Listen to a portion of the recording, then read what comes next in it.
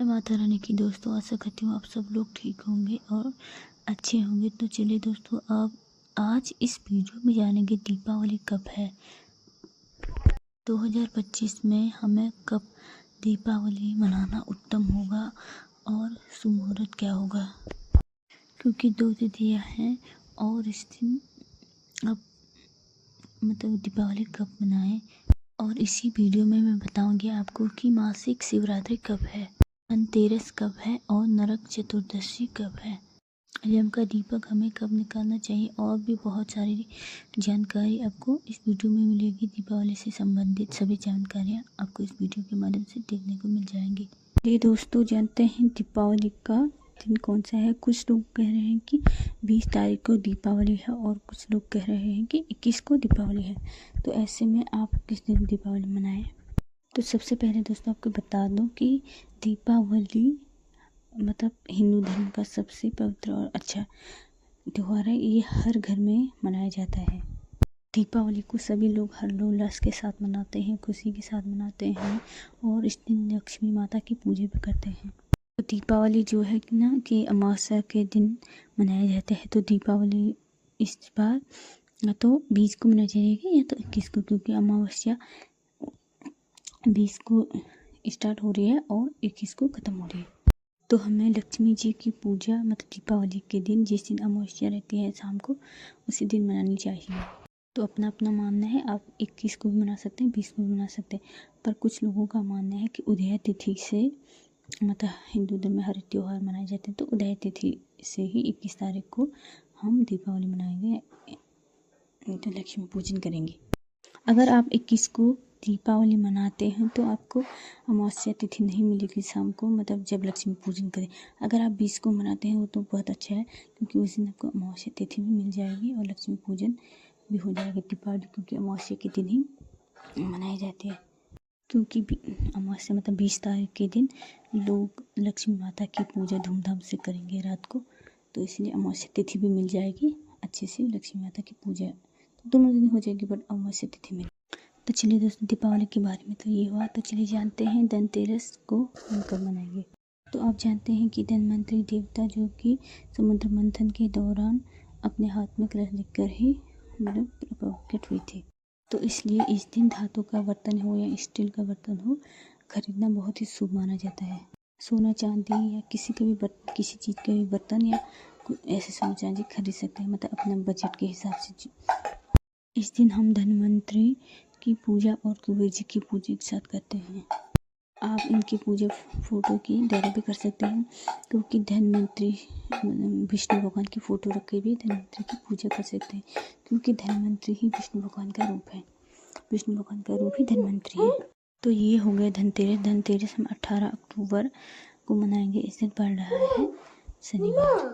तो उस दिन प्रदोष व्रत भी है। बहुत सारी बहनें प्रदोष का व्रत भी लेती हैं, तो आप उस दिन धनतेरस की व्रत भी कर सकते हैं। दोनों व्रत एक साथ कर सकते हैं और पूजा वगैरह दोनों एक साथ कर सकते हैं।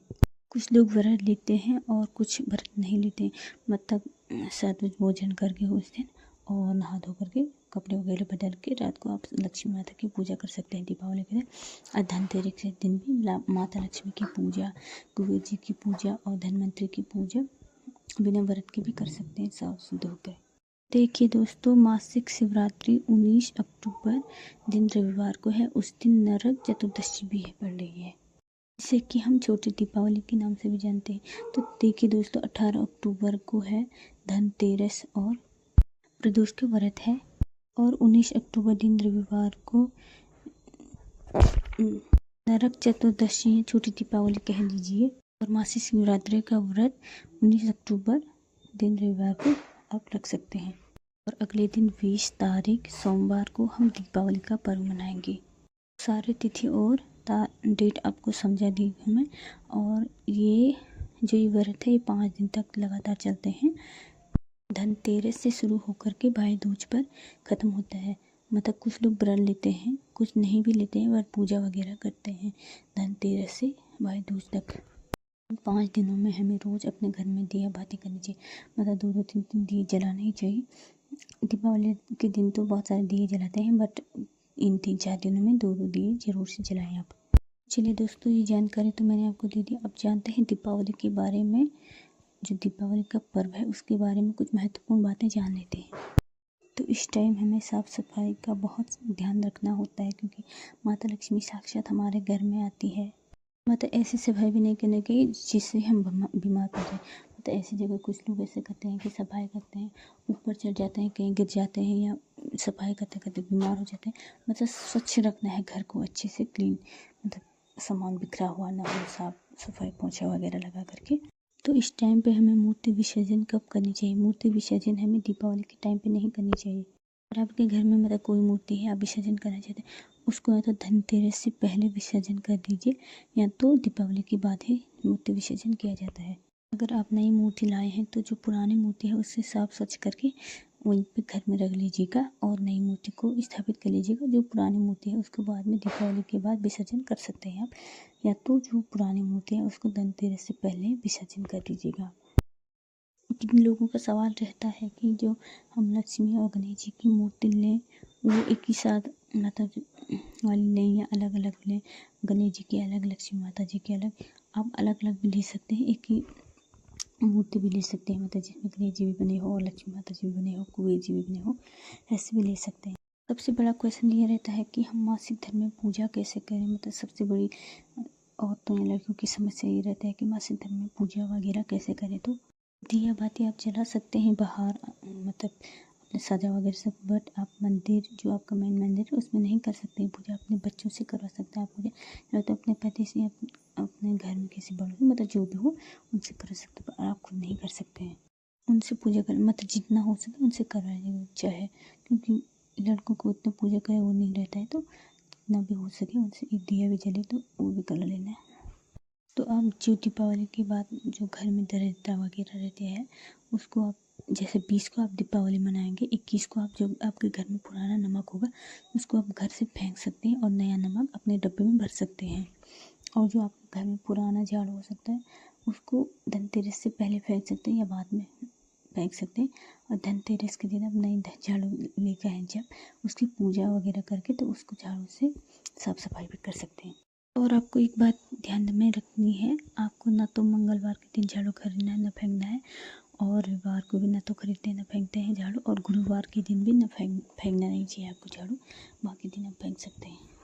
तो दोस्तों, झाड़ू से संबंधित ये बातें भी आपको समझा दी। तो आप जानते हैं नरक चतुर्दशी, जिसे कि हम छोटी दीपावली भी कहते हैं, और इस दिन यम चतुर्दशी भी पड़ी है। इस दिन आपको पता है यम के लिए हम दीपक निकालते हैं अलग से, तो आप इस दिन यम के लिए दीपक भी निकाल सकते हैं अलग से। कुछ लोग धनतेरस के दिन ही यम के लिए दीपक निकालते हैं और कुछ यम चतुर्दशी के दिन निकालते हैं। आपके वहाँ जैसा होता है आप उस दिन निकालें। कुछ लोगों का क्वेश्चन रहता है कि दीपावली की पूजा में क्या हम घंटी वगैरह बजा सकते हैं? हाँ, बिल्कुल बजा सकते हैं, घंटी बजा सकते हैं, शंख, मतलब पूजा वगैरह कर सकते हैं अच्छे से।